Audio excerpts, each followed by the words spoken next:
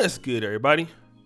It's your boy, O'Shea Dude Jackson, back at it again with another episode of the Celebrity Junk. Guys, a lot of times sisters talk about dating outside of the race, swirling with white men, and we've talked about that recently with Kristen Carrison getting a divorce from her white husband. And David Carroll, who's a very popular commentator here on YouTube, he says, a lot of times black women talk about dating white men, and black men just really don't care.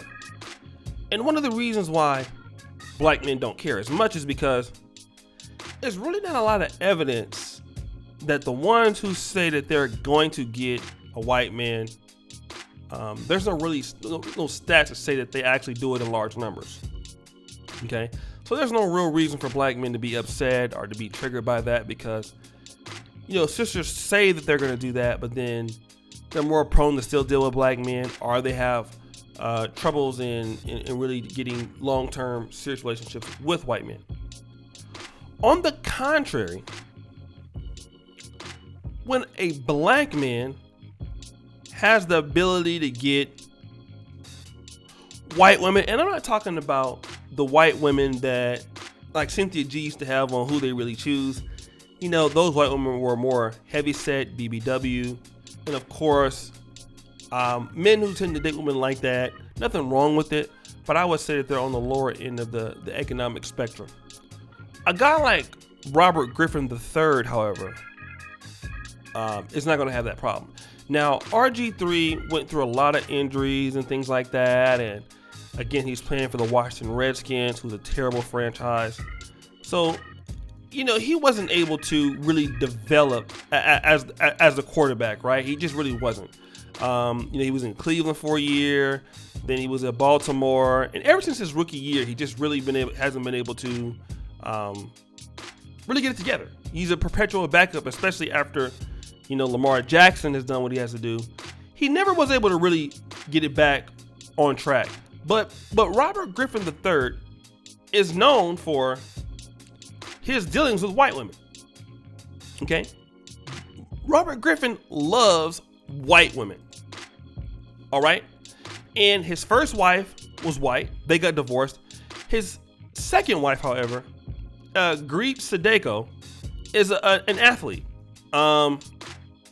And I'm not a person that's really into white women like that, but she looks good. And as you can see on this particular video, this is what he is having a problem with, because they're both working out, right? And he has this Twitter video that you see. It says, "Come on, bro, your wife is white." But if you see this booty, she is caking it up. Okay, she is working with something. Okay, and you see how he's looking. He's looking like a cornball. Okay. Many black women are mad that RG3 has posted this particular Twitter video. All right, and I'm gonna say, listen, this lady Ray Sanai, right? She says this: "Day music. He's trying to tell us his wife has a fat ass like black women have, so hire her to be your bag, a self-hating black athlete trainer."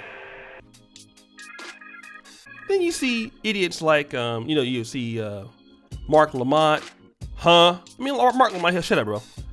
And then Genghis Kelly says, "See, they embarrass their white women too. Can you explain this?"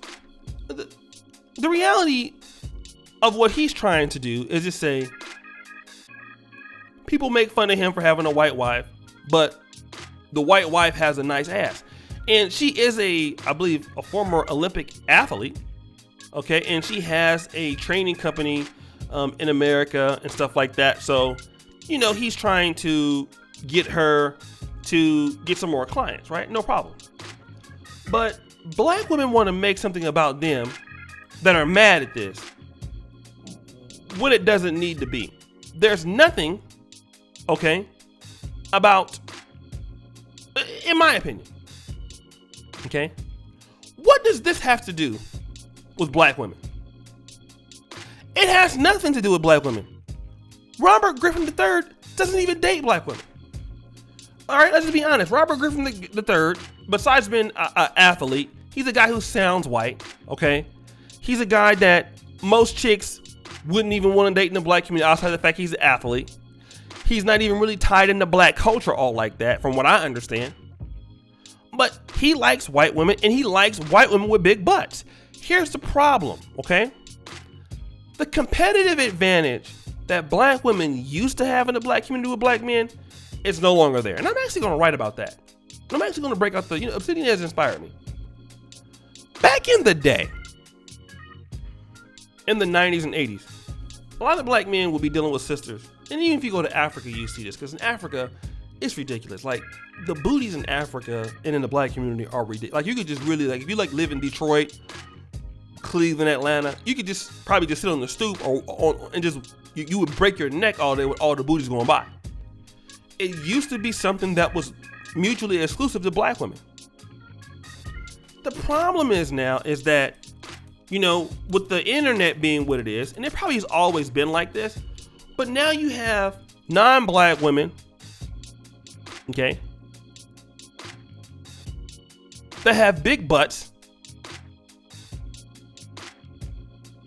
and, but they're not black.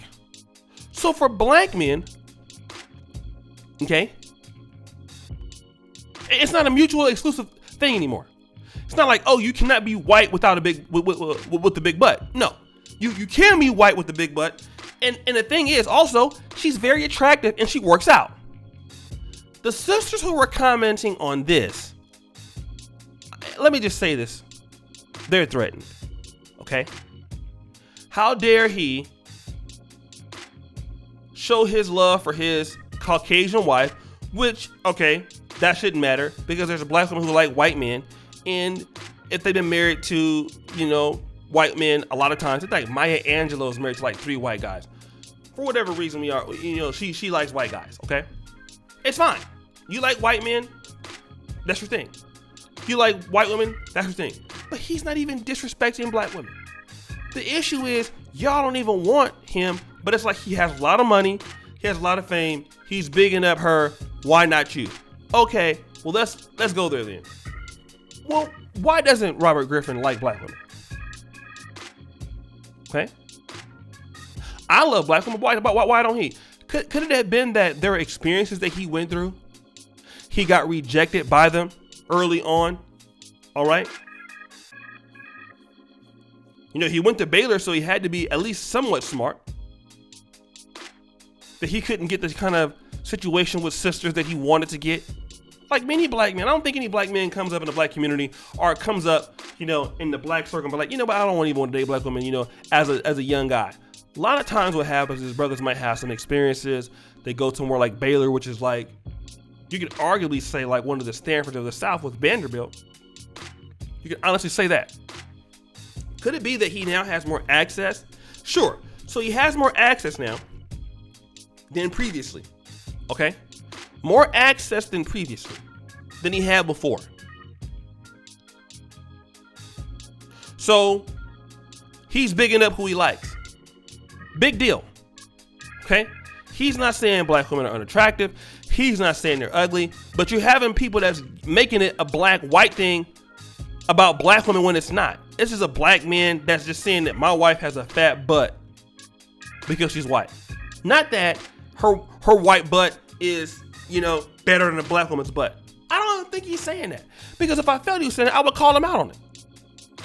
And I think that people try to make conversations about them when it's not even the case. It's not necessary.